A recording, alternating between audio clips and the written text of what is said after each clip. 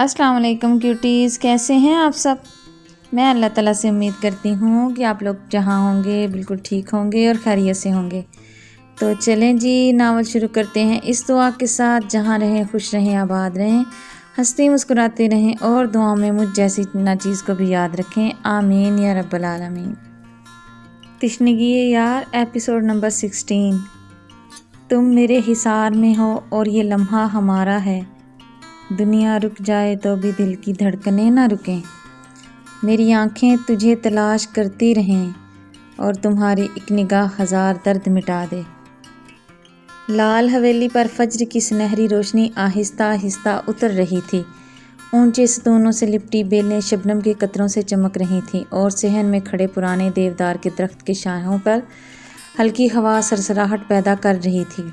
کھڑکی کے بھاری پردے آدھے سرکے ہوئے تھے، دھوپ کی ایک لکیر کمرے کے فرش پر بچھے ایرانی قالین پر ٹھہر گئی تھی، جیسے وقت نے خود کو وہیں پر روک لیا ہو۔ اس کی جب آنکھ کھلی تو خود کو کسی کے مضبوط حصار میں قید پایا۔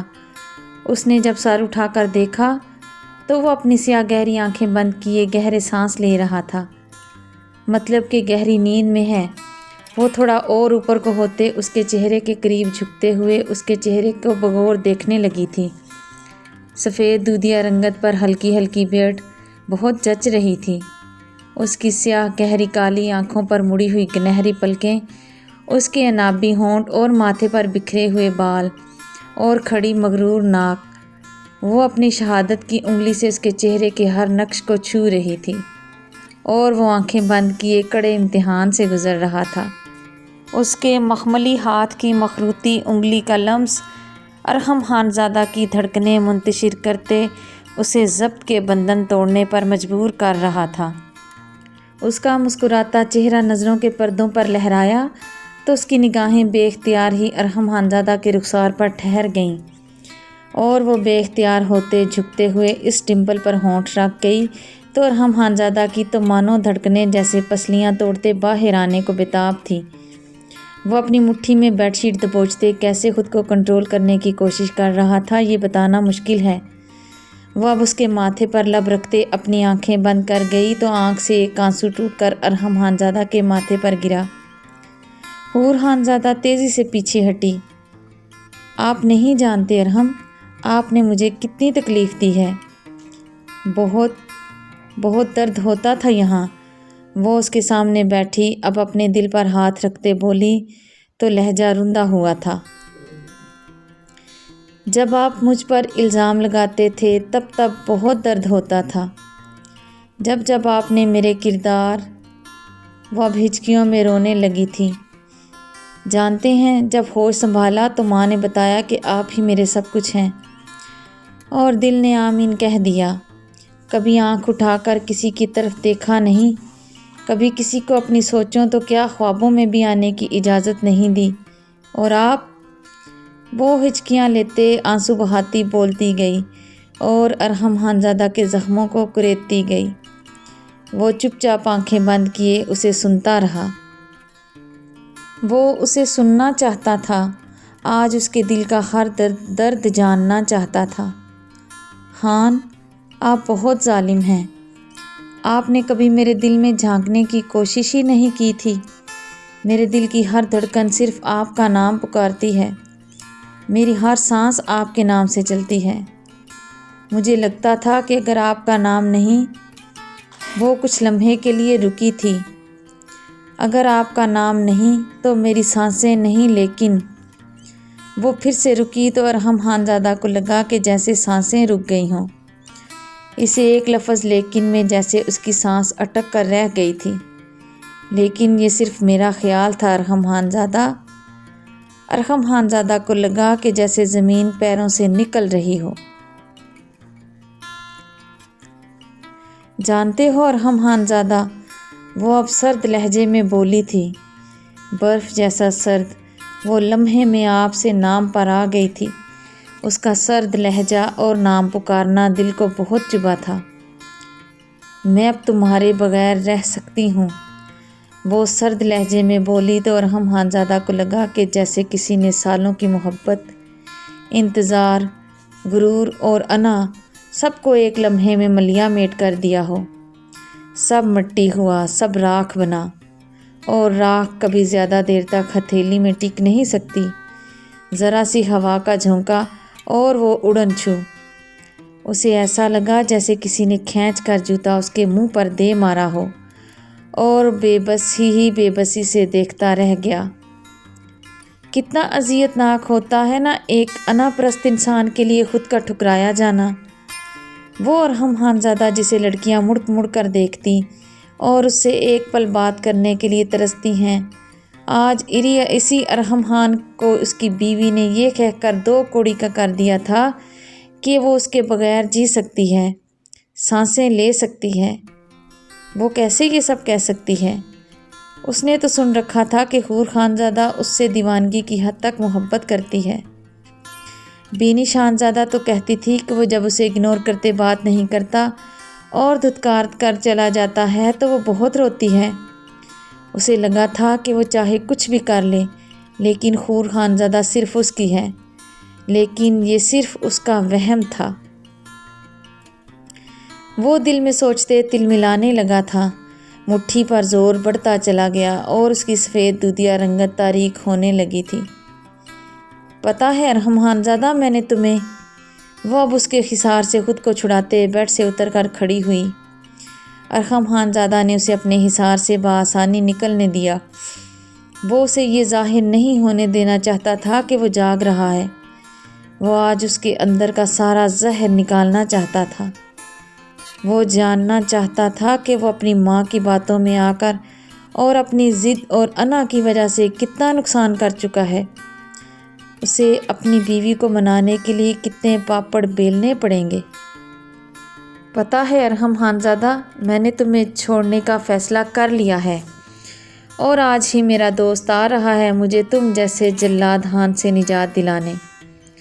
وہ اس کے کان کے قریب جاتے سرگوشی میں کہتے اس کے کانوں میں سور پھونکتی اب واش روم کی طرف بڑھی، لیکن وہ ڈریسنگ مرر کے سامنے جاتے ہی رکی تھی۔ وہ تو رات ساڑی میں تھی اور اسی طرح سو گئی تھی، لیکن اس وقت وہ نائٹ ڈریس میں۔ اس نے خود کو آئینے میں دیکھا۔ وہ اس وقت پنک کلر کے ٹراؤزر اور شرٹ میں موجود تھی۔ وہ زارا برانڈ کی لمیٹڈ ایڈیشن تھی، تو سچ میں رات میں اس کے لیے کپڑے وہ منگوا چکا تھا۔ اکڑو کھڑوس ظالم جابر سنکی خان، بڑا کہتا تھا میں تمہارے قریب بھی نہیں آؤں گا، چاہے کہ تم مر بھی جاؤ۔ لیکن رات میں ہی وہ حور خانزادہ آئینے کے سامنے کھڑی منہ میں بڑبڑا رہی تھی کہ اس کی سرد آواز سنتے وہ لرزی۔ اچھا خواب ہے، دیکھتی رہو، لیکن مجھے یہ بتاؤ وہ کون ہے جس نے تمہیں یہ خواب دکھایا؟ ارحم خانزادہ کی سرد آواز اور گھراتا چہرہ اور سلگتے ارمان۔ ارحم خانزادہ ایک جست میں ہی اس تک پہنچتے اس کی کلائی پکڑ کر اسے اپنی گرفت میں کھینچ گیا تو وہ اس کے سینے سے آ ٹکرائی۔ ارحم خانزادہ کی انگلیاں اس کی کمر میں کھپتی جا رہی تھیں، وہ اسے سینے میں بھینچ گیا تھا۔ بتاؤ خانم جان کہ وہ کون ہے جس کے دم پر تم اتنا پھدک رہی ہو؟ وہ اس کے کان میں سرگوشی کرتے اس کے کان کی لو کو دانتوں سے کاٹ گیا۔ حور خانزادہ نے سسکی بھرتے اس کی شرٹ مٹھیوں میں دبوچی۔ بتاؤ جان کون ہے وہ اب دہکتی زبان اس کے کان سے ٹریس کرتے اس کی گردن سے ہوتے کندھے تک لے گیا۔ اس کے گرم لمس اور سرد گراتی آواز حور خانزادہ کو لرزا گئی تھی۔ بتا رہی ہو یا رات کی طرح لے جاؤں بیڈ پر؟ وہ اب اس کے کندھے پر اپنے دانت گاڑتے ہوئے بولا تھا۔ حور خانزادہ کی ریڑھ کی ہڈی میں سنسناہٹ دوڑ گئی۔ وہ اس کے گرد حصار مضبوط بناتے اس کی کمر میں ناخن کھبو گئی۔ ارحم خانزادہ کو یہ ہلکی سی چبھن بھی اچھی لگ رہی تھی، لیکن اپنی خانم کے منہ سے کسی اور کا ذکر برداشت نہیں ہو پا رہا تھا۔ بتاؤ، آپ کی بار وہ دہاڑا تو حور خانزادہ کے سینے میں درد کی شدید لہر اٹھی تھی۔ وہ ایک دم اچھلی اور اس کا سارا وجود جیسے زلزلوں کی زد میں آیا تھا۔ وہ اس کے سینے میں منہ چھپا گئی۔ ارحم خانزادہ کے سینے میں بجتا حور خانزادہ کا دل اب جیسے خاموش ہونے لگا تھا۔ اسے حور خانزادہ کی دھڑکنیں آہستہ محسوس ہوئیں تو وہ اس کے چہرے کو اپنے سینے سے نکالتے اس کے چہرے کو بغور دیکھنے لگا۔ حور خانزادہ کا سفید پڑتا چہرہ اور کپکپاتے ہونٹ اور اس پر تیز ہوتی سانسیں، ارحم خانزادہ کا دھندلاتا ہوا چہرہ۔ ارحم خانزادہ نے اس کے ہونٹوں پر ہونٹ رکھتے اسے اپنی سانسیں فراہم کرنی شروع کر دی۔ نہ جانے کتنی ہی دیر تک وہ اسے اپنی سانسیں دیتے اس کی سانسوں کو نارمل کرنے کی کوشش کرتا رہا۔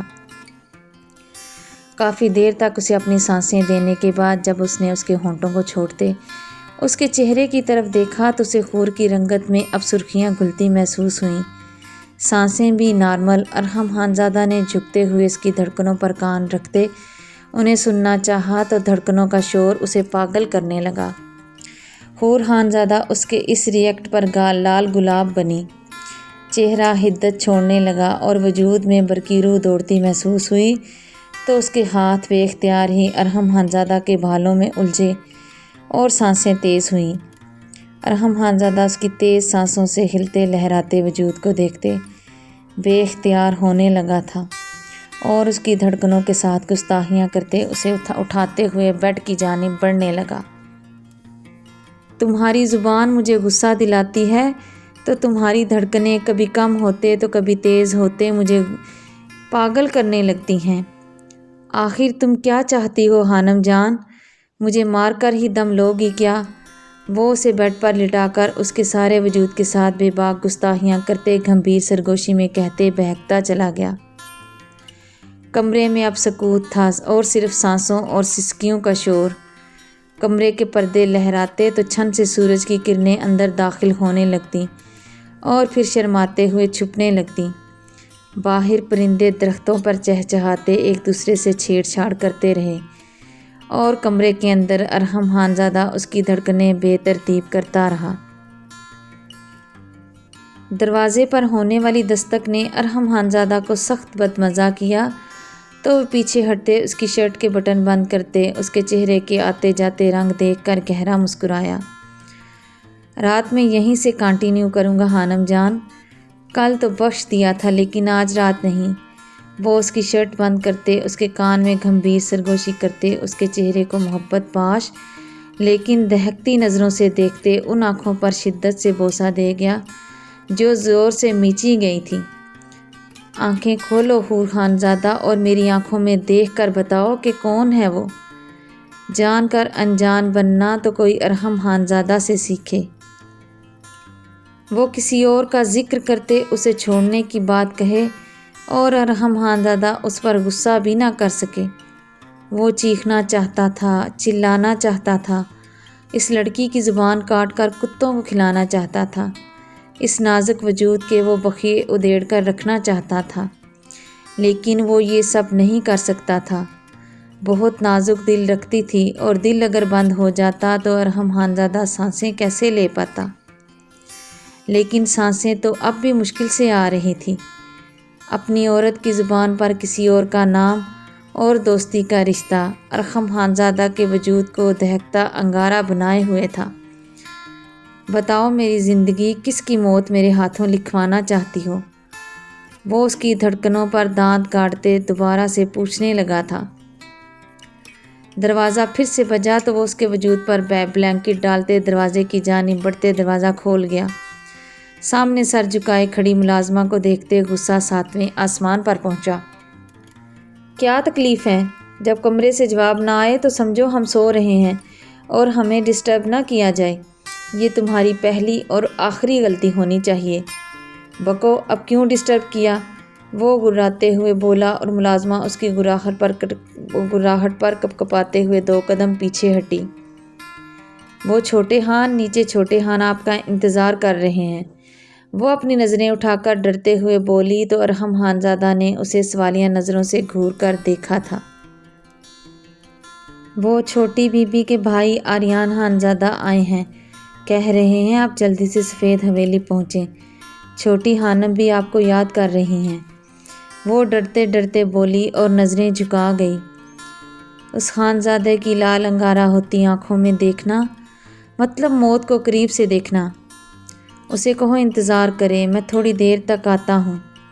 وہ سرد لہجے میں کہتے واپس سے کمرے میں داخل ہوا۔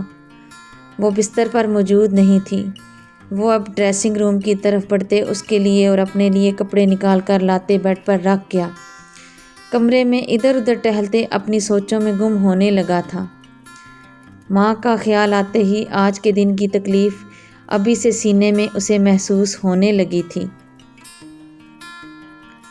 وہ جب باتھ روم میں داخل ہوئی تو دیوار کے ساتھ ٹیک لگائے وہ سسک پڑی تھی۔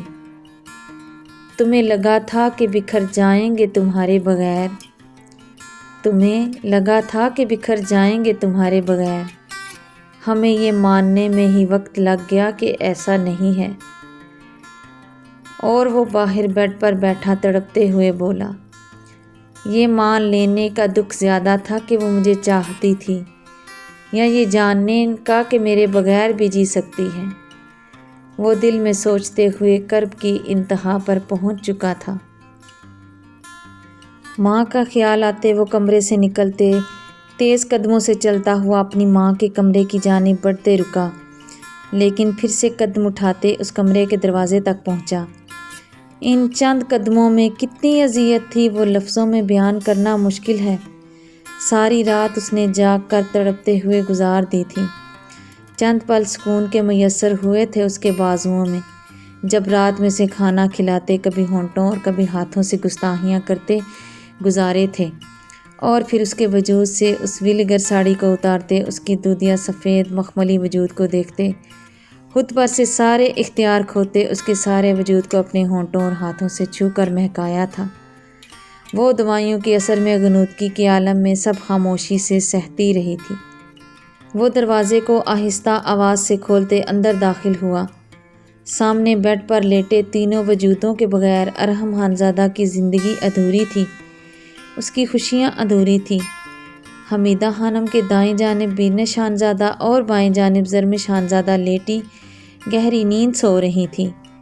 حمیدہ خانم کے چہرے پر تکلیف اور دکھ کے اثرات سوتے میں بھی واضح نظر آ رہے تھے، اور بینش خانزادہ اور زرمش خانزادہ کے چہرے بہت پرسکون تھے۔ جو معصوم ہوتا ہے اس کے چہرے پر سکون ہی سکون ہوتا ہے، لیکن جو کوئی گناہ یا غلطی کرتا ہے تو بے سکونی اس کا مقدر ٹھہر جاتی ہے۔ اور یہاں تو انہوں نے گناہ کے ساتھ ساتھ ظلم بھی کیا تھا اور جرم بھی، اور جرم کی سزا اگر مجرم کو نہ دی جائے تو وہ پھر نڈر ہو کر اس سے بھی بڑا جرم کرنے لگتا ہے۔ ارحم خانزادہ کا چہرہ اب پتھر کی طرح سخت اور برف جیسا ٹھنڈا ہونے لگا تھا۔ ماں کے جرائم اور مظالم اسے تڑپنے پر مجبور کرنے لگے تو دھیان سفید حویلی میں انتظار میں بیٹھی اس وجیح عورت کی طرف گیا جس کا دل اور رتبہ پہاڑوں سے بھی بلند تھا۔ وہ کمرے کا دروازہ آہستہ سے بند کرتے واپس اپنے کمرے کی جانب بڑھنے لگا، اور پیچھے کمرے میں موجود حمیدہ خانم کی بند آنکھیں لرزی اور آنسو ٹوٹ کر کنپٹی میں جذب ہونے لگے۔ ہچکی بھرتے حمیدہ خانم نے اپنی دونوں طرف لیٹی اپنی بیٹیوں کو دیکھا جو ان کے اوپر بازو رکھے ان کے قریب سوئی ہوئی چھوٹی چھوٹی سانسیں لے رہی تھیں۔ دونوں بہنیں ابھی تو کتنی پرسکون ہیں، لیکن کیا یہ سکون اور اطمینان وہ اپنی بچیوں کے چہروں پر دوبارہ دیکھ پائیں گی، یا پھر اپنے بیٹے کی طرح وہ انہیں بھی بے سکون کرتے ہمیشہ کے لیے کھو دیں گی؟ وہ جب کمرے میں داخل ہوا تو چہرہ سرد تاثرات لیے ہوئے تھا، لیکن سامنے ہی اسے آئینے کے سامنے کھڑے دیکھ کر اب سرد پن اور غصے کا گراف اور بڑھنے لگا تھا۔ وہ پھر سے اسی ساڑی میں کھڑی اپنے بالوں میں برش کر رہی تھی۔ اس کے گولڈن سنہری تاروں جیسے بال جو کمر سے نیچے جاتے تھے، انہیں وہ بہت نرمی سے برش سے سلجھا رہی تھی۔ وہ ایک ہی جست میں اس تک پہنچ کر اسے بیک ہگ کرتے اپنے سینے میں بھینچ گیا۔ اس کے ہاتھ حور کے پیٹ پر سرکنے لگے تھے اور حور کی کمر ارحم خانزادہ کے سینے میں چپکی ہوئی تھی۔ کیا بات ہے بیوی، کیا رات میں میرا اسے اتارنا تمہیں اتنا اچھا لگا تھا کہ دل کیا میں پھر سے اسے اسی طریقے سے اتاروں؟ وہ گھمبیر لہجے میں سرگوشی کرتے اس کے وجود پر بے باک گستاخیاں کرنے لگا تھا۔ آئینے میں سے ارحم خانزادہ نے دیکھا، وہ اس کے چھونے پر لال گلاب بنی آنکھیں بند کیے ہوئے تھی۔ اور اس کا لرزتا وجود اور کپکپاتے ہونٹ ارحم خانزادہ کو گستاخیاں بڑھانے پر اکسانے لگے تو وہ اپنی گستاخیاں بڑھا گیا۔ وہ اس کے سنہری بال گردن سے ہٹاتے وہاں اپنے دہکتے لبوں سے نشان دینے لگا، اور پھر ہونٹ رکے نہیں تھے۔ وہ اس کی کمر پر دہکتے لب رکھتے نیچے کی جانب بڑھنے لگا۔ وہ اب گھٹنوں کے بل بیٹھ کر اس کی کمر کو سختی سے دبوچے ہوئے اس کی ساڑی کی ڈوریاں دانتوں سے کھولنے لگا تھا۔ وہ آنکھیں بند کیے اب کپکپانے لگی تو ارحم خانزادہ نے اس ڈوری کو کھولتے وہاں اپنے لبوں کی گرمائش دیتے وہاں نشان دینے شروع کر دیے۔ اگر دوبارہ نہیں چاہتی کہ میں اسی طرح اسے تمہارے بدن سے جدا کروں تو آئندہ اسے تبھی پہننا جب تم دل سے اور خوشی سے خود کو مجھے سونپنے پر رضامند ہو جاؤ۔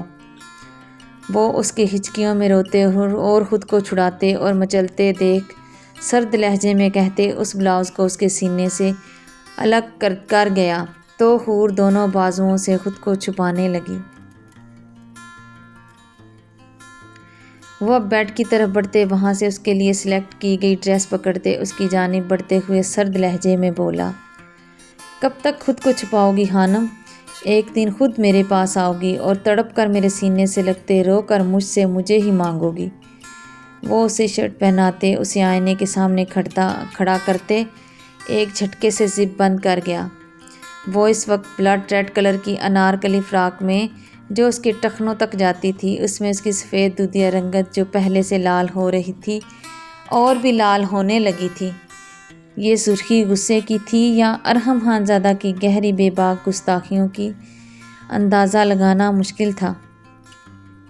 اب باقی کی تیاری کر لو گی یا پھر وہ بھی میں ہی؟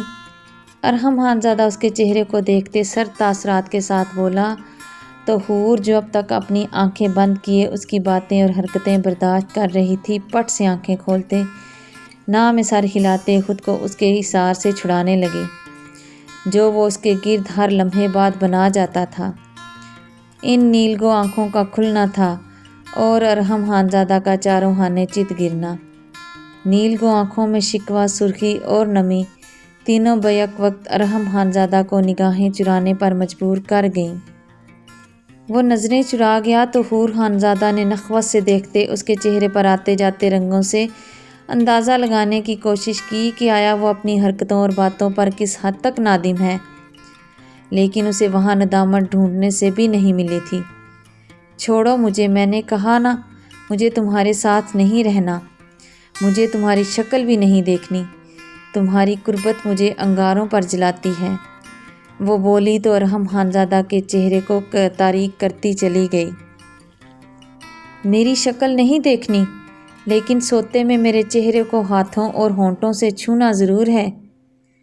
میری قربت تمہیں جلاتی ہے، لیکن تم اسی قربت میں میرے ساتھ چپکتے لال گلاب بنتے مجھ سے بھی زیادہ وائلڈ ہو جاتی ہو۔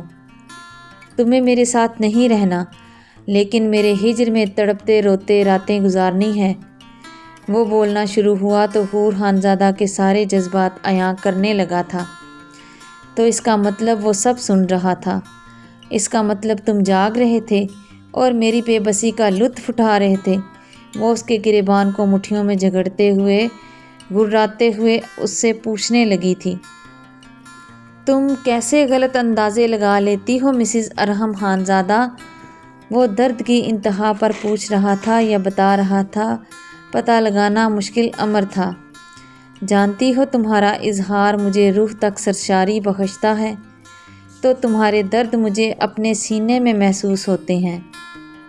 تمہارے آنسو میری روح پر گرتے اسے زخمی کرنے لگتے ہیں تو تمہاری ہچکیاں ان زخموں کو کریدنے لگتی ہیں، اور اس پر تمہارے وہ آخری الفاظ ان زخموں پر نمک کے ساتھ ساتھ مرچ مسالہ چھڑکتے مجھے تڑپاتے ہیں۔ وہ اس کے ہاتھوں پر ہاتھ رکھتے اس کے چہرے کی طرف دیکھتے بولا، تو بے بسی ہی بے بسی تھی، تم مجھے تڑپتے دیکھنا چاہتی تھی نا؟ تو مبارک ہو مسز ارحم خانزادہ، تمہارا یہ خان تمہارے لیے تڑپ رہا ہے۔ تمہارا یہ خان اپنی جان کے لیے تڑپ رہا ہے، اس کی قربت کے لیے تڑپ رہا ہے، اس کی معافی کے لیے تڑپ رہا ہے، اس کی زبان سے کسی غیر کے لیے دوستی کا لفظ۔ وہ کچھ لمحے کے لیے رکا تھا، اگلے الفاظ جان لیوا تھے، زبان سے نکلتے تو جسم سے جان جاتی محسوس ہوتی۔ وہ بے بسی کی انتہا پر اس کے چہرے کی طرف بڑھتے اس کے چہرے کو پھر سے اپنے ہونٹوں سے چھونے لگا تھا۔ درد دینے والی درد کا مداوا بھی تھی، اور کیا بے بسی ہی بے بسی۔ تمہارے منہ پر یہ لفظ جچتے نہیں ارحم خان زادہ، وہ چیختے چلاتے ہوئے بولی اور دونوں ہاتھوں سے زور لگاتے اسے خود سے دور جھٹک گئی۔ تم کبھی نہیں تڑپ سکتے ارحم خان زادہ، وہ اس کے چہرے کے قریب جاتے چلاتے ہوئے بولی۔ ارحم خان زادہ نے زخمی نظروں سے اسے دیکھا۔ تم صرف تڑپا سکتے ہو، تم کبھی نہیں سمجھ سکتے کہ تڑپنا اور سسکنا کیا ہوتا ہے۔ تم کبھی نہیں سمجھ سکتے جب کوئی تمہیں سب کے سامنے ذلیل کرے اور تمہارے کردار پر۔ وہ اس کی اتنی سی بات برداشت نہیں کر پایا اور اس کے ہونٹوں پر ہونٹ رکھتے اس کے باقی کے الفاظ وہ وہیں روک گیا۔ پلیز حور، آج کے بعد یہ لفظ زبان پر مت لانا، وہ التجا کرتے بولا تو حور نے نخوت سے دیکھتے منہ پھیر لیا۔ میں نے کہا نہ، ہو گئی غلطی ایک بار، اب معافی بھی تو مانگ رہا ہوں، پلیز معاف کر دو۔ آج کے بعد زبان کٹ جائے اگر اس طرح کا لفظ اس سے نکلے۔ وہ اس کی گردن میں منہ چھپاتے بولا تو حور کو اپنی گردن گیلی ہوتی محسوس ہوئی۔ معافی؟ وہ بولی نہیں، چیخی تھی۔ کیا معاف کر دینا اتنا آسان ہے؟ وہ اسے خود سے دور ہٹانے کی کوشش کرتے ہوئے پوچھنے لگی تو ارحم خان زادہ اس کے گرد حصار مضبوط کرتے اس کی گردن کو ہونٹوں سے چھونے لگا۔ اگر معاف کرنا اتنا آسان ہے تو تم نے کیوں معاف نہیں کر دیا، اس گناہ کے لیے جو مجھ سے کبھی سرزد ہی نہیں ہوا؟ وہ چلاتے ہوئے اور خود کو اس سے چھڑانے کی کوشش کرتے اب چھٹپٹاتے ہوئے پوچھنے لگی تو ارحم خان زادہ شرمندگی کی اتھاہ گہرائیوں میں گرنے لگا۔ میرا ظرف تمہارے اور ابو جانی کی طرح نہیں ہے حور، تم دونوں بہت اعلیٰ اور با کردار ہو۔ ابو جانی اگر اپنے شوہر کے قاتلوں کو معاف کر سکتی ہیں تو پھر تم میری اس غلطی کو کیوں معاف نہیں کر سکتی؟ وہ بے بسی سے پوچھتے سر اٹھا کر اسے دیکھنے لگا تھا۔ آنکھوں سے آنسو برسات کی طرح بہہ رہے تھے۔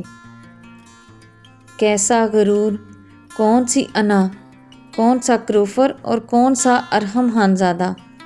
کچھ بھی نہیں، صرف حور خان زادہ، صرف اور صرف حور ارحم خان زادہ اور اس کی معافی۔ حور خان زادہ اس کی آنکھوں میں آنسو دیکھتے بھی نہیں پگھلی تھی۔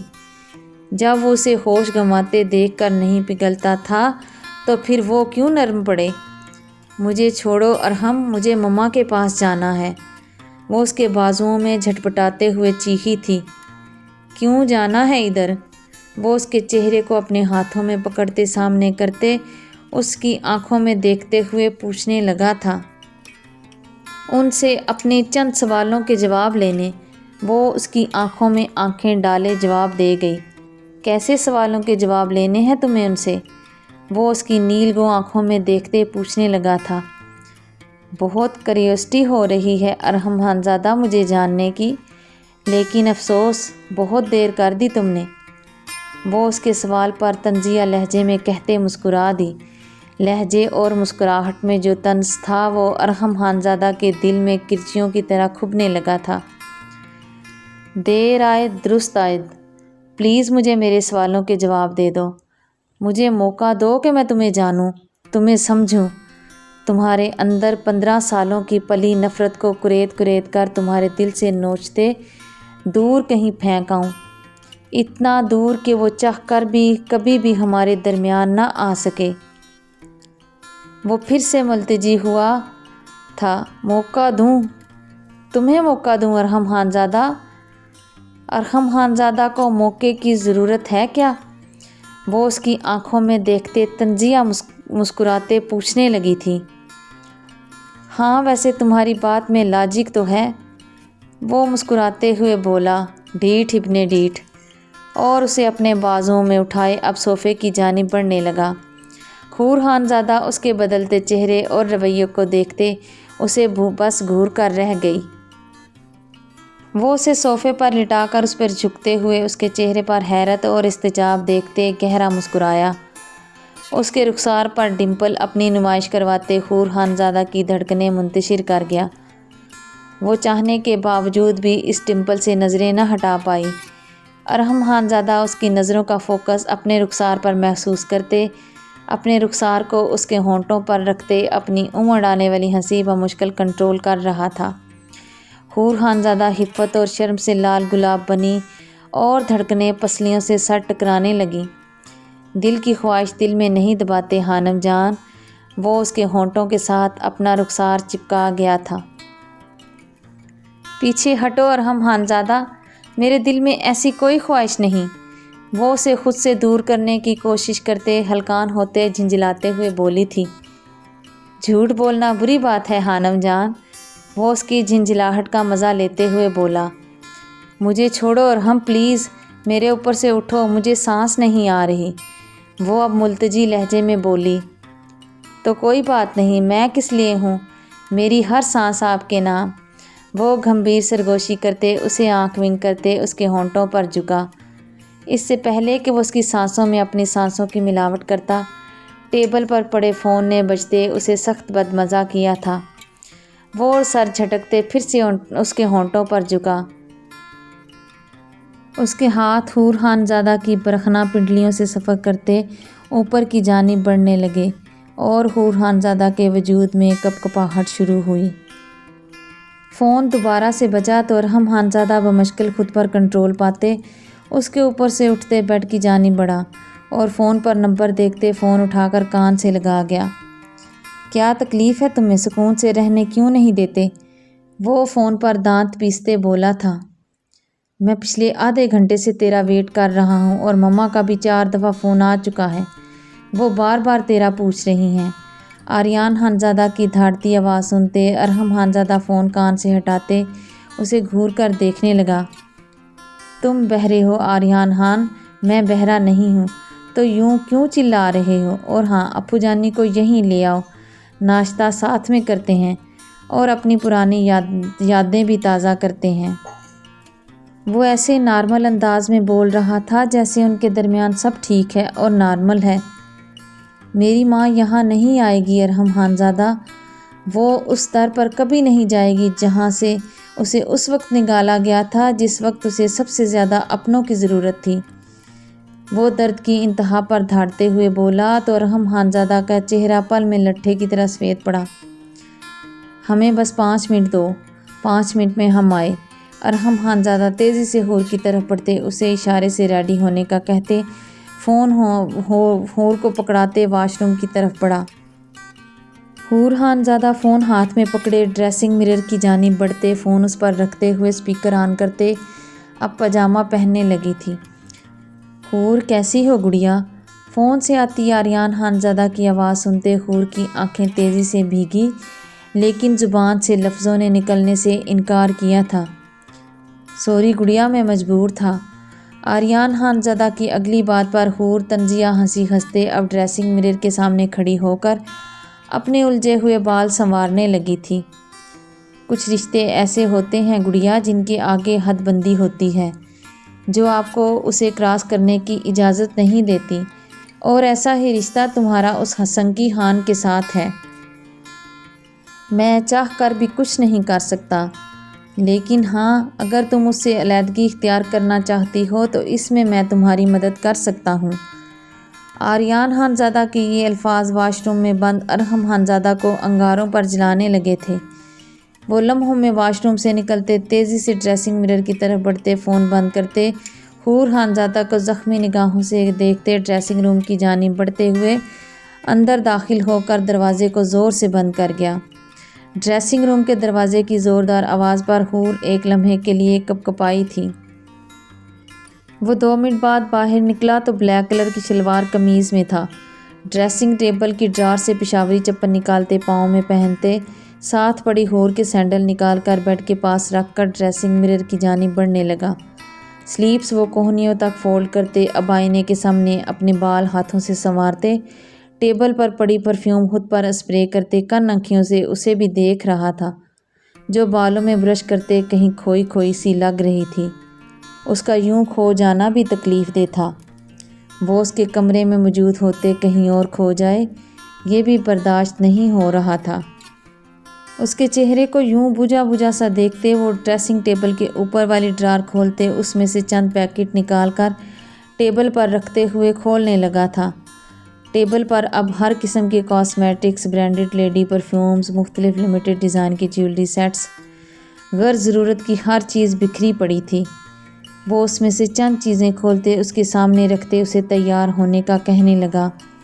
حور خانزادہ اسی پوزیشن میں کھڑی یوں ہی بالوں کو سنوارتی رہی۔ وہ اب اس کے ہاتھ سے برش پکڑے اس کے بالوں کو سنوارنے لگا۔ وہ بالوں کو پیچھے کی طرف کرتے انہیں کیچر لگا کر کیچ کرنے کی کوشش کرنے لگا، لیکن کیچر بالوں سے پھسلتے نیچے گر جاتا۔ اس نے 3 سے 4 مرتبہ کوشش کی لیکن ناکام ہوا تو سوالیہ نظروں سے اسے دیکھنے لگا، جو اپنی نیلگوں آنکھوں میں نمی لیے اس مغرور شہزادے کو اب دیکھ رہی تھی۔ کیسے کیسے روپ تھے اس مغرور اور متکبر خان کے! کہاں گیا وہ تکبر اور غرور جو کل تک اس وجیح مرد کا سر جھکنے نہیں دیتا تھا؟ اسے بالوں میں کیسے اٹکاؤں؟ یہ ٹک ہی نہیں رہا۔ ارحم خانزادہ کے اس معصوم سوال نے حور کی دھڑکنوں میں طغیانی برپا کر دی تھی۔ وہ ایک سحر کی کیفیت میں اس کے ہاتھ سے کیچر پکڑتے بالوں کو فولڈ کرتے ہوئے اوپر کی طرف کرتے کیچر میں قید کر گئی تھی۔ ارحم خانزادہ نے لپ گلوز اٹھاتے اس کے ہونٹوں پر ہلکا سا لگایا اور اس فراق کے ساتھ میچنگ جیولری جس میں سرخ یاقوت بھی جوڑے گئے تھے اٹھا کر اس کے گلے کی زینت بناتے اس کے اوپر اپنے لب رکھ دیے۔ پھر وہ اس کے ساتھ کے جھمکے بھی اس کے کانوں میں پہناتے وہاں پر بھی اپنے دہکتے ہونٹ رکھ گیا۔ پھر وہ اس کے پیچھے جاتے، بیڈ سے دوپٹہ اٹھا کر اس کے سر پر دیتے، اس کے ماتھے پر لب رکھتے، شدت سے بوسہ دیتے پیچھے ہٹا اور بغور اس کے چہرے کو دیکھتے اپنی آنکھوں سے اس کے صدقے اتارنے لگا۔ پھر وہ بیڈ کی سائڈ ڈرار کھولتے اس میں سے نوٹوں کی گڈیاں نکال کر اس کے سر سے وارتے اسے اپنی جیب میں ڈال گیا۔ مجھے چند لمحوں کا سکون مہیا کر دو حور، مجھے ابو جانی کا سامنا کرنے کے لیے اور آج کچھ فیصلے لینے کے لیے بہت ہمت کی ضرورت ہے۔ وہ اسے اپنے بازوؤں میں بھرتے سینے میں بھینچ کر سکون سے آنکھیں موند گیا۔ نہ جانے کیا تھا اس رشتے میں، برسوں کی چھپی ہوئی محبت یا پھر اس رشتے کی نزاکت جو حور خانزادہ کو بھی سکون پہنچانے لگی تھی اور وہ بھی سکون سے آنکھیں موند گئی۔ دونوں ایک دوسرے کے حصار میں سکونت اختیار کرتے آنکھیں موندے کھڑے رہے، نہ جانے کتنے پہر کتنے پل۔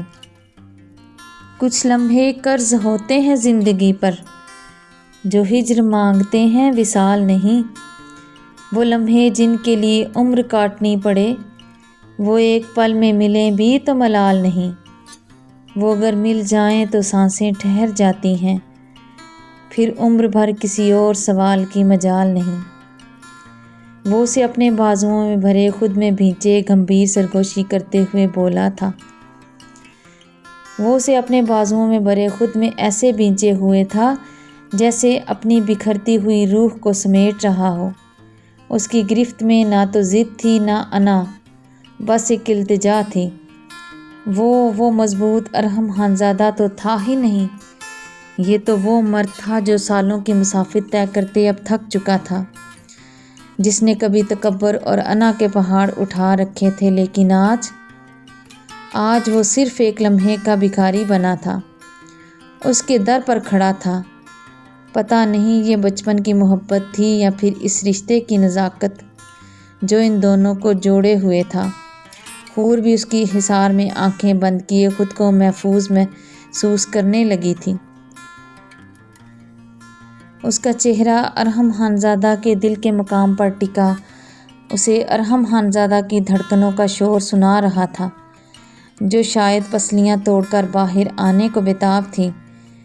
وہ اسے وہ سب سنا رہی تھی جو لفظ شاید کبھی بیان نہیں کر سکتے۔ یہ لمحات میری زندگی کا کل اثاثہ ہیں حور، وہ دھڑکتے دل کے ساتھ بمشکل بول پایا تھا۔ تم نہیں سمجھ سکتی میں کتنا تڑپا ہوں ان لمحوں کے لیے۔ اس کی گرفت حور کے گرد اور مضبوط ہوئی۔ جیسے وہ وقت کو یہیں روک لینا چاہتا ہو۔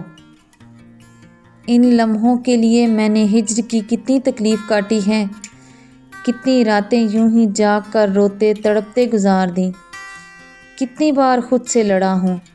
دل کرتا تھا کہ سب کے احکام بالائے طاق رکھتے تمہیں اپنے حصار میں چھپا لوں اور ان سب سے اتنا دور لے جاؤں جہاں کوئی دکھ کوئی تکلیف تمہیں چھو کر بھی نہ گزرے اور ہم دونوں سکون کی زندگی گزاریں۔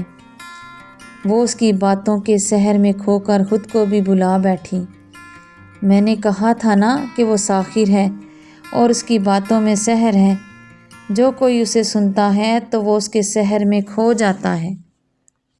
آخر کار اس کا سحر سر چڑھ کر بولے گا اس نازک لڑکی پر، اور سحر جب ٹوٹتا ہے تو تباہی مقدر بن جاتی ہے۔ تجھے یہ سحر ساری عمر اس لڑکی پر پھونکتے رہنا ہوگا دیوانے، ورنہ تو یوں ہی ساری عمر تشنا رہے گا۔ دور کہیں وہ دمال ڈالتے مسکراتے ہوئے بولتے، دیوانہ مجنوں ہی تو لگ رہا تھا، اور اس کی آنکھوں میں درد جسے کوئی نہیں سمجھ سکتا تھا سوائے ایک دیوانے کے جو اس وقت اپنی ہی دنیا میں کھویا ہوا تھا اور بہت جلد وہ اس کی جگہ لینے والا تھا۔ وہ اسے آہستگی سے خود سے الگ کرتے اس کے ماتھے پر شدت سے بوسہ دیتے ہوئے اب وہاں سے بیڈ پر پڑی اس کی بلیک کلر کی شال جس پر گولڈن اور ریڈ کلر کے کمبینیشن کا ہینڈ ورک کیا گیا تھا لا کر اس کے گرد لپیٹتے اسے پھر سے نظروں سے نہارنے لگا تھا۔ پھر وہ اپنی شال اٹھا کر اپنے گلے میں ڈالتے اسے اپنے حصار میں لیے کمرے سے باہر نکلا۔ وہ دونوں سیڑھیاں اترتے نیچے آئے تو سامنے آریان خانزادہ بے چینی سے ادھر ادھر ٹہلتے بار بار اپنی کلائی پر بندھی گھڑی میں دیکھنے لگتا اور پھر نظریں اٹھا کر سیڑھیوں کی جانب دیکھتے وہ ساکت ہوا۔ حور خانزادہ اپنے سامنے اپنے بھائی کو دیکھتے خود کو چھڑانے کی کوشش کرنے لگی تھی، لیکن ارحم خانزادہ بے شرمی کی انتہا کرتے اس کے گرد حصار اور مضبوط کرتے آریان خانزادہ کی طرف بڑھتے اسے آنکھ ونک کر گیا اور آریان خانزادہ لال انگارہ ہوتے اسے گھورتے ہوئے اب حور کی طرف ہاتھ بڑھا گیا، لیکن حور خانزادہ بے اختیار ہی 2 قدم پیچھے ہٹی۔ ارحم خانزادہ کا چہرہ پل میں تاریک ہوا تھا اور ہاتھ بری طرح لرزے تھے۔ کیا وہ ماں اور بہن کے رشتے میں پھنس کر بہن کو کھو چکا تھا؟ وہ تکلیف کی انتہا پر سوچتے اب کپ کپا رہا تھا۔ کیا سالے صاحب ناشتہ لائے ہیں ہمارے لیے؟ ارحم خانزادہ ماحول کا تناؤ ختم کرنے کے لیے بے شرمی کی انتہا کرتے پوچھتے آریان خانزادہ کو آنکھ ونک کر گیا۔ ہاں نا، ناشتہ کرنے کے لیے ہی تو لینے آیا ہوں تم دونوں کو، وہ حور کے چہرے پر بیگانگی کے تاثرات دیکھتے بولا تھا۔ درد ہی درد تھا جو آریان خانزادہ کی روح کو زخمی کرنے لگا تھا۔ اس کے پاس ایک یہی تو رشتہ تھا جو سچ میں اس کا تھا، اور اب تو لگتا ہے کہ یہ رشتہ بھی اس کی ہتھیلی سے نکلتا جا رہا تھا جیسے مٹھی سے ریت۔ اسے چاہے جتنی بھی زور سے مٹھی میں دبوچ کر رکھ لو، لیکن وہ ذرہ ذرہ بنتے پھسلتے ہوئے ہتھیلی کو خالی کر جاتا ہے۔ اسی طرح اس کے ہاتھ سے بہن کا رشتہ بھی پھسلتے ہوئے نکل رہا تھا۔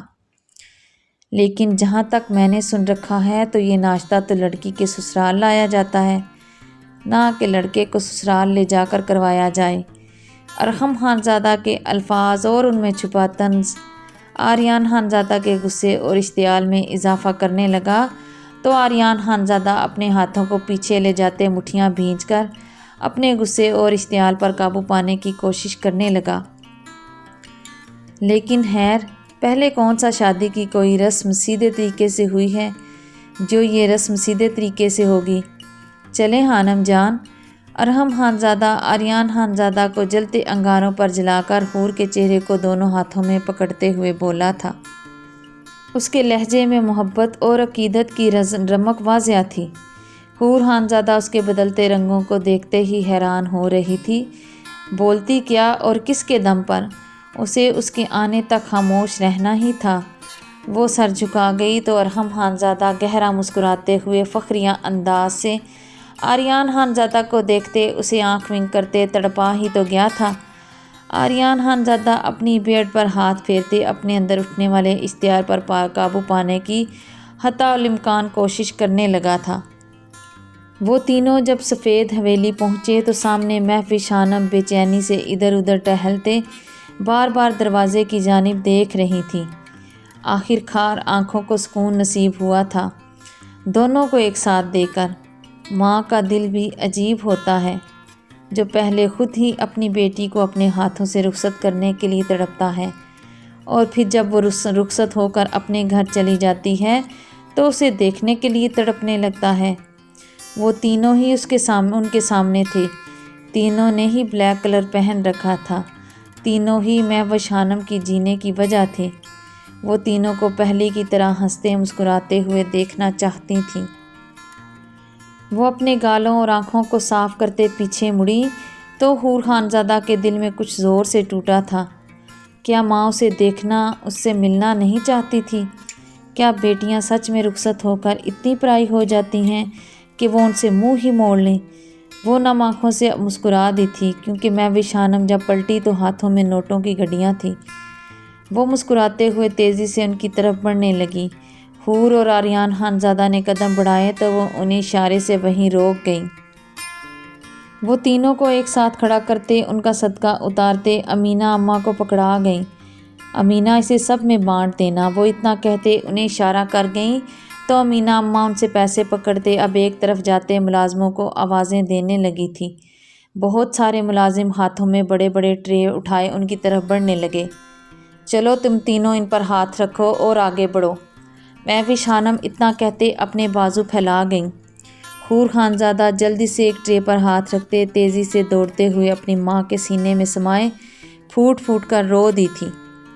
غصہ اور شکوہ چاہے جتنا بھی ماں پر ہو، لیکن درد اور تکلیف میں ماں کی گود ہی راحت کا سبب بنتی ہے۔ ارحم خانزادہ اسے اس طرح جذباتی ہوتے دیکھ کر نہ میں سر ہلاتے، ان پر باری باری ہاتھ رکھتے۔ آریان خانزادہ کو بھی اشارہ کر گیا اور وہ بھی اس کی طرح ہاتھ رکھتا جا رہا تھا۔ ارحم خانزادہ مسکراتے ہوئے مہوش خانم کی جانب بڑھتے سر جھکائے کھڑا ہوا۔ مہوش خانم صوفے پر بیٹھی تو حور ان کے کندھے کے ساتھ لگی ابھی تک آنسو بہا رہی تھی۔ سالے کمینے، کیا کہا ہے میری بہن کو تم نے جو وہ یوں بلک بلک کر رو رہی ہے؟ آریان خانزادہ نے دانت پیستے گرراتے ہوئے پوچھا تھا۔ قسم لے لیں ابو جانی، میں نے اسے ایسا کچھ نہیں کہا اور نہ ہی کوئی درد دیا ہے جس پر یہ یوں رو رہی ہے۔ ارحم خانزادہ اپنی گردن انگلی اور انگوٹھے کے درمیان پکڑتے دونوں انگلیاں اٹھا کر قسم کھاتے ہوئے وہی پرانا 5 سال کا معصوم ارحم لگ رہا تھا۔ مہوش خانم اور آریان خانزادہ اسے اس طرح دیکھتے آنکھوں سے اس کے صدقے اتارتے سوچنے لگے تھے، بھابھی کیسی ہیں اب؟ مہوش خانم کے سوال پر وہ معصوم اور شرارتی مسکراہٹ پل میں غائب ہوئی اور اس کی جگہ سرد پن نے لے لی۔ مجھے نہیں پتا موم، میں اتنی دیر تک وہاں انتظار کرتا رہا لیکن نہ تو کوئی سامنے آیا اور نہ ہی کسی کی آواز۔ آریان خانزادہ نے کندھے اچکاتے نارمل انداز میں جواب دیا، لیکن اس کے لفظوں میں چھپی کاٹ ارحم خانزادہ کو بہت کچھ باور کروا گئی تھی۔ ارحم خانزادہ سرد پن لیے سامنے صوفے پر بیٹھ کر اپنی نظریں اٹھا کر اب اس نازک وجود کو دیکھ رہا تھا۔ وہ اسے یوں روتے دیکھ دل ملا رہا تھا۔ وہ تو ایسے رو رہی ہے جیسے میں نے پتہ نہیں کون سے ظلم کے پہاڑ توڑے ہیں اس پر۔ اس سے تو اچھا تھا کہ میں تڑپنے کی بجائے سچ میں اس کی روح میں اترتے اسے تڑپا کر سچے آنسو دے دیتا، اور پھر وہ سچی کا روتے روتے انہیں میری شدتوں کے زخموں کا بتاتی اور میرے دیے گئے نشانات دکھاتی تو مجھے بھی اچھا لگتا۔ وہ اب صوفے پر پیچھے کی جانب ٹیک لگاتے اپنی بیڑ پر ہاتھ پھیرنے لگا، غصہ اور اشتعال اودھ کر اپنی نازک بیوی پر آ رہا تھا۔ بیگم جان، ناشتہ لگ چکا ہے، آپ لوگ ناشتہ کر لیں، امینہ اماں ان کے پاس آتے مؤدبانہ لہجے میں بولی تھی۔ حور خانزادہ ان کی طرف بڑھتے ان کے سینے سے لگتے ارحم خانزادہ کے ضبط کو آخری حد تک آزما چکی تھی۔ وہ اسے یوں ہر کسی کے سینے سے لگتے دیکھ دہکتا انگارہ بنا اور اٹھ کر اس کی طرف بڑھا۔ بس بہت ملنا ملانا ہو گیا خانم جان، اب چلیں ناشتہ کرنے، مجھے آج بہت سے کام نپٹانے ہیں۔ وہ اسے امینہ اماں کے بازوؤں سے الگ کرتے مسکراتے ہوئے بمشکل بولا تھا۔ زیان اماں کیسی ہیں؟ اگر ان کی طبیعت ٹھیک ہے تو انہیں بھی ساتھ لے آؤ، اور ہاں ناشتہ میرے ساتھ ہی سب کو کرنا ہوگا۔ میں بھی شانم نے فون پر بات کرتے فون بند کیا تو آریان خانزادہ کے ساتھ ساتھ حور اور ارحم نے بھی سوالیہ نظروں سے میں بھی شانم کو دیکھا تھا۔ وہ سب کچھ دیر میں ناشتے کی ٹیبل کے گرد بیٹھے ناشتہ کرنے لگے۔ سامنے مختلف اقسام کی چیزیں ٹیبل پر سجی ہوئی تھی، لیکن ناشتے کے نام پر سب صرف خاموشی ہی نوش فرما رہے تھے۔ ایک عجیب سا تناؤ تھا جو سارے ماحول پر چھایا ہوا تھا۔ کیا ہیپی فیملی ایسی ہوتی ہے؟ ریحان اور دانش خان نے تو اس فیملی کے خواب نہیں دیکھے تھے۔ انہوں نے تو ہمیشہ اپنی فیملی کو ہیپی فیملی کے روپ میں ہی دیکھنے کے خواب دیکھے تھے۔ میں بھی شانم نے ہمت مجتمع کرتے سب کی طرف دیکھتے پوچھا اور ہاتھ بڑھا کر حور اور ارحم کے لیے ایک پلیٹ میں سینڈوچ انڈے اور چند کس ڈالتے ان کے جانب بڑھی۔ حور نے ہاتھ بڑھاتے پلیٹ پکڑ کر اپنے سامنے رکھنے کی بجائے ارحم خانزادہ کے سامنے رکھ دی۔ ارحم خانزادہ نے حیرت سے منہ کھولتے اسے دیکھا تو وہ نظریں چراتے اب ایک پلیٹ میں چند ٹوسٹ اور سینڈوچ رکھتے زلیخا خانم کی جانب بڑھا گئی۔ دوسری پلیٹ اٹھاتے ابربد علی خان اور تیسری پلیٹ میں ناشتہ لگاتے جلال ضیاء الدین خانزادہ کے آگے بڑھا گئی۔ تینوں نے اب کی بار مسکراتے ہوئے اس سے پلیٹ پکڑ کر سکون سے ناشتہ کرنا شروع کر دیا۔ آریان خانزادہ نے زخمی نگاہوں سے بہن کی جانب دیکھا جو ارحم خانزادہ کی پلیٹ سے سینڈوچ اٹھاتے بڑی رغبت سے کھانے لگی تھی۔ وہ لوگ ابھی ناشتہ کر ہی رہے تھے کہ ارحم خانزادہ کا فون بجنے لگا۔ وہ فون سنتے سب وہیں چھوڑتے بھاگتے ہوئے سفید حویلی کے دروازے کو عبور کرتے غائب ہو گیا اور حور خانزادہ طنزیہ اور نخوت بھرے انداز میں نام سر ہلاتے اب آرام سے ناشتہ کرنے لگی تھی۔ میں بھی شانم اور ساتھ بیٹھے تینوں بزرگ پریشان ہوتے زیان خانزادہ کی طرف سوالیہ نظروں سے دیکھنے لگے۔ مجھے نہیں معلوم اسے کیا ہوا ہے، بہرحال میں ابھی پتہ کرتا ہوں۔ زیان خانزادہ اتنا کہتے فون پر کان ملا گیا۔ زیان خانزادہ کال ملاتے اسپیکر پر کرتے فون ٹیبل پر رکھتے ہوئے ایک نظر اپنی لاڈلی پر بھی ڈال گیا جو کسی بات کی پرواہ نہ کرتے اپنے ناشتے میں یوں گم تھی جیسے یہ ناشتہ وہ آخری بار کر رہی ہو یا پھر وہ صدیوں سے بھوکی پیاسی ہو۔ اپنے چہرے پر کسی کی نظروں کی تپش محسوس کرتے حور نے نظریں اٹھا کر دیکھا تو سامنے زیان خانزادہ اسے ہی دیکھ کر اندازہ لگانے کی کوشش کر رہا تھا کہ آیا وہ سچ میں لاپرواہ ہے یا پھر بننے کی ایکٹنگ کر رہی ہے، لیکن زیان خانزادہ کو اس کے چہرے پر کوئی تاثر ڈھونڈنے سے بھی نہیں مل رہا تھا۔ فون پر مسلسل رنگ ہو رہی تھی اور پھر اس سے بھاری لیکن ٹوٹی ہوئی آواز سنتے سب اس طرف متوجہ ہوئے تھے۔ ہاں اگو، ابو جانی کو سوری کہہ دینا، مجھے جلدی سے یہاں آنا پڑا، وہ مما کی طبیعت اچانک سے بگڑ گئی تھی، بینش نے روتے ہوئے بتایا تو میری سمجھ میں کچھ نہیں آیا اور میں آپ سب کو بنا بتائے واپس آ گیا۔ اگر آپ کا ناشتہ ہو گیا ہو تو پلیز جلدی سے یہاں آئیں اور دیکھیں مما آنکھیں نہیں کھول رہی۔ وہ اتنا کہتے فون بند کر گیا تو حور خانزادہ نے زخمی نگاہوں سے اپنی میں شکوہ لیے اپنی ماں کی طرف دیکھا تھا۔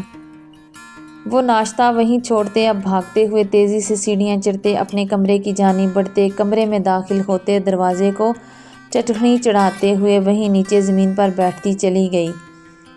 ہاں کب تک پہنچو گے؟ وہ اپنا فون نکالتے میسیج ٹائپ کرتے اپنے گال رگڑ کر صاف کرنے لگی تھی۔